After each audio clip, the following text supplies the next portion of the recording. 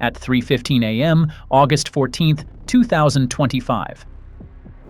Russia's logistics vessel Port Olya-4, with a displacement of over 13,200 tons, had just docked at Olya Port in the Astrakhan region, located more than 500 miles deep inside Russian territory. It was preparing to unload a military cargo valued at approximately $22 million, including hundreds of Shahed suicide drones, large-caliber artillery shells, and electronic components shipped from Iran. Everything seemed to be within a safe zone.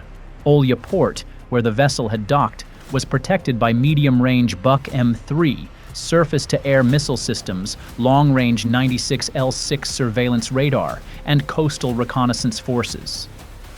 But what the Russians did not know: the entire voyage, from the moment the ship departed Bandar Abbas in Iran, crossed the Caspian Sea, and docked at Olya, had been under continuous surveillance by a covert Ukrainian strategic reconnaissance unit operating on the opposite Caspian shore.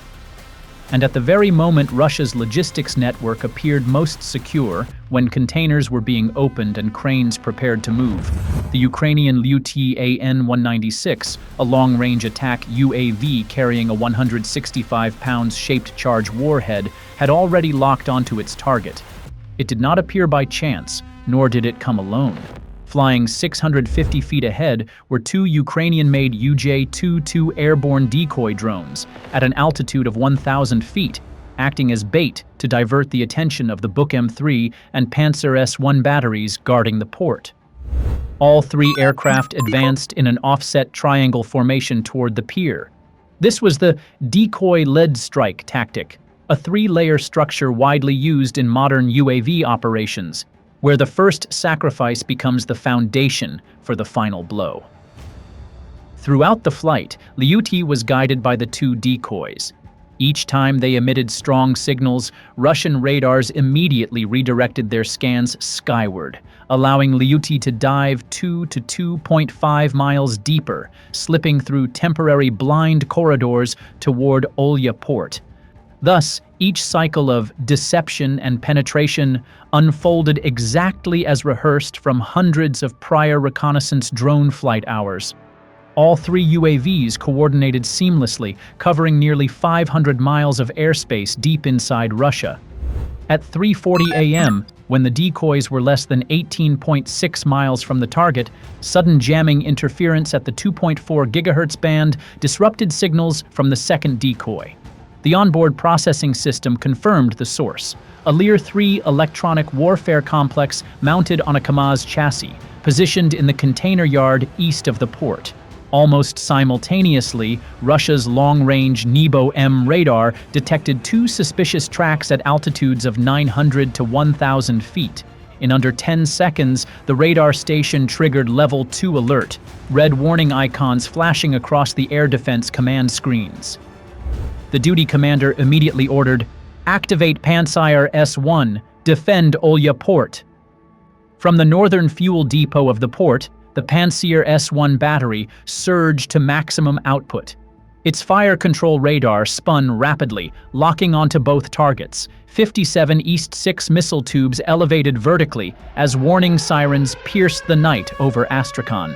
Just 14 seconds later, two 57E6 missiles roared off the launchers, leaving white streaks across the sky.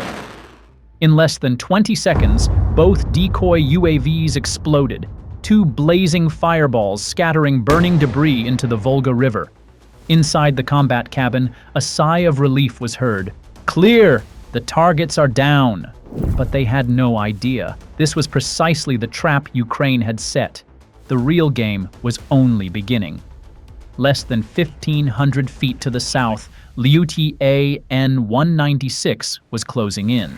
As Russian radars locked onto the decoys, Lyuty abruptly banked 17 degrees, breaking from its initial axis, a maneuver pre-calculated to slip through the seam where overlapping radar beams fragmented, creating a narrow blind corridor just wide enough to pass undetected, escaping a second radar lock.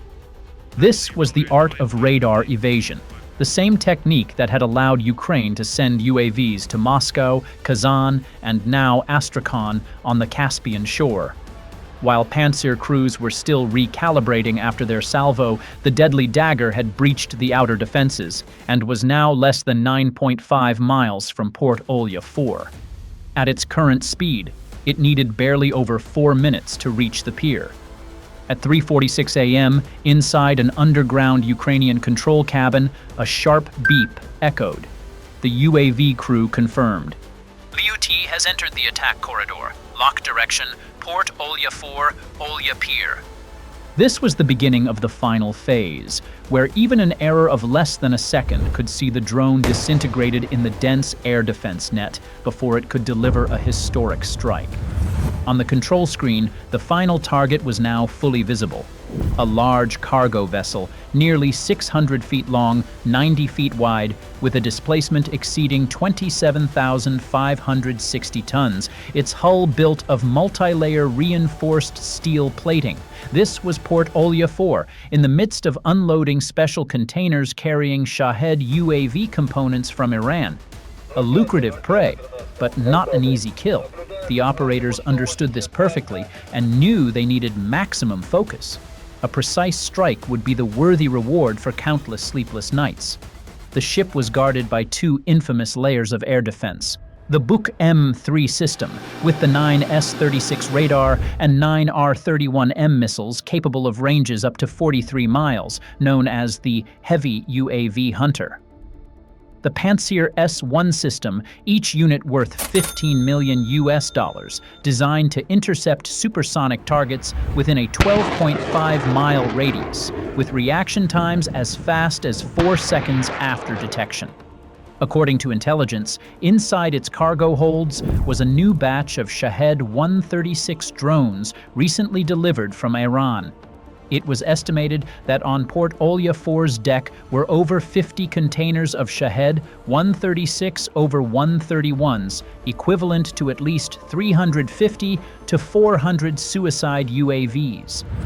That alone was enough for Russia to sustain 2 weeks of continuous long-range strikes on substations, thermal power plants, and fuel depots across central and western Ukraine.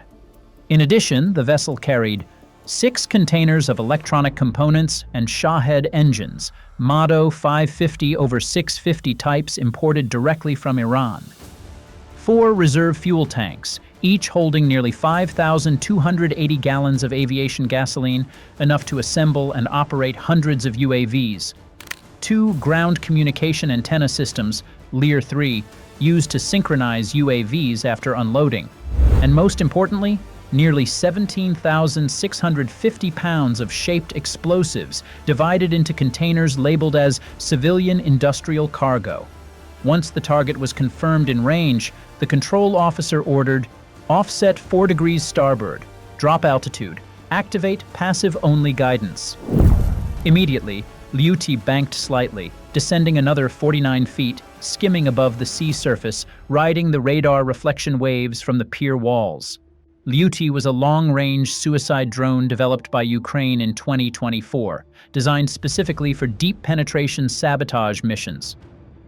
With a fuselage length of about 5 feet and wingspan of 7 feet, it used a carbon composite frame to reduce weight, enabling a cruising speed of 110 miles per hour and a terminal attack velocity of 145 to 155 miles per hour in the final dive. This UAV had become the ideal weapon for surprise strikes, where a single hit could trigger a devastating chain reaction. In the control center, Ukrainian engineers initiated the final dive mode, autonomously locking onto the vessel's midsection, where the fuel compartments and UAV storage were located. At 3:49 a.m., with only 1.3 miles remaining, the final attack was executed. The Lyut, a long-range strike UAV adapted from the small L-39 Albatross trainer platform, accelerated to nearly 130 miles per hour, plunging into the port side of Port Olya-4.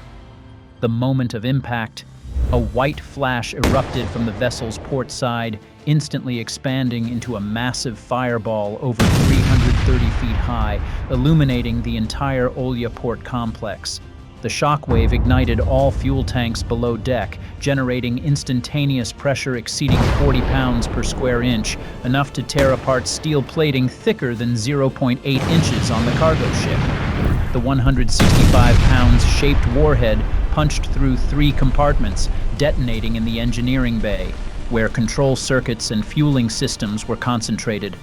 Multiple Shahed UAV containers detonated in sequence, scattering fiery fragments into a steel storm that rained across Pier 3. The blast toppled cranes, ignited warehouse roofs, and hurled cargo trucks aside.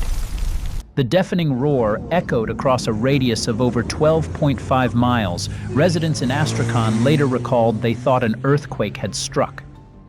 Flames engulfed the deck, Port Olya-4's hull listing portside, water rushing into the holds, turning the vessel into a blazing torch on the Caspian shore. At 3:50 a.m., just 48 seconds after impact, the pier's fire suppression system activated. But it was useless. The main blast had already consumed the entire deck, where dozens of Shahed containers were stacked. Each Shahed 136 weighed 440 pounds and carried an 88 pounds warhead. When ignited, they detonated like a battery of rocket artillery. In under 3 minutes, at least 15 secondary explosions shook the port complex.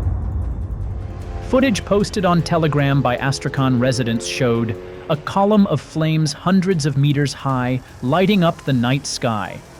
Container fragments and burning UAV wings raining onto warehouse roofs nearly 2,300 feet away.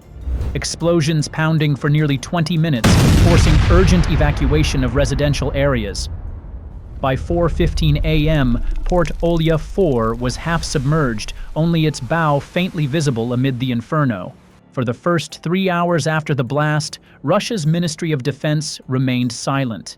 Pro-Kremlin Telegram channels issued only vague reports. A fire has occurred at Olya Port's warehouse, cause under investigation. It wasn't until midday, August 14th, that Russia officially acknowledged material damage at a civilian port on the Volga, with no impact on military operations. Yet commercial satellite images released immediately afterward exposed everything. A large cargo vessel almost completely destroyed. Pier 3 blackened, steel structures deformed. This was not just a single strike, because Port Olya-4 was not an ordinary civilian cargo ship. It was a key link in transporting Shahed UAVs from Iran across the Caspian into Russian territory. With the vessel and its cargo destroyed, Russia lost at least 300 Shahed drones in a single night, equivalent to 2 to 3 weeks of sustained aerial strike capacity against Ukraine. The strike demonstrated that Pantsir S-1 and Nabo-M, despite their sophistication, could be easily deceived by decoy drones. That Lyuty-AN-196, flying low at medium speed, was nearly invisible to radar. That the Caspian defense system, once deemed impenetrable, contained fatal flaws. Immediately after the strike, Russia was forced to lock down Olya Port, banning civilian and military docking for at least 72 hours. Deploy additional Pantsir S-1 units and Podlet K-1 radars around Astrakhan to patch the air defense gap.